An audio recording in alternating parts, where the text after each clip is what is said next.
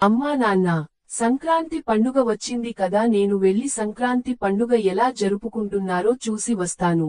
నీతో పాటు మీ అన్న బలరామును కూడా తీసుకొని వెళ్ళు కృష్ణ. ఇంటి ముందు రకరకాల ముగ్గులుతో ఆహ్వానం పలుకుతారు కృష్ణ. అన్న మరి వీళ్ళు భోగి వేయలేదే? ఊరంతా కలిపి ఒకేచోట వేస్తారు భోగి కృష్ణ. చూద్దాం పద.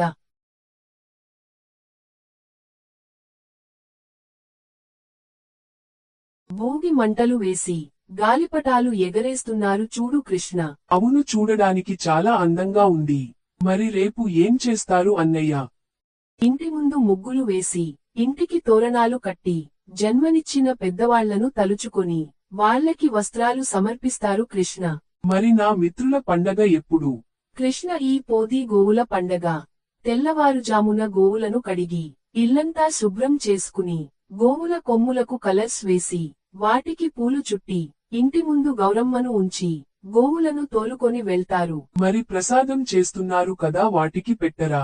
ఆ ప్రసాదం వాటి కోసమే చేస్తున్నారు కృష్ణ. పొద్దు వెళ్ళాక సాయంత్రం సమయంలో గోవులకు పూజ చేసి అప్పుడు పెడతారు కృష్ణ. నీకు సంతోషమే కదా? లైక్ చేయండి, సబ్స్క్రైబ్ చేసుకోండి.